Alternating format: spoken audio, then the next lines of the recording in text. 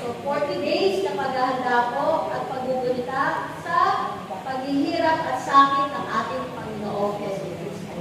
No? Kaya nga po, tayo ngayon ay nagkadaos ng pasyon at ginugunita natin sa pamamagitan ng ating pag-awit. Ginugunita po yung pasyon ng ating Panginoon. So, ngayon po mga kapatid, ay dadako na po tayo ngayon sa pagbabasa ng ating Ebanghelyo. Pagkakalat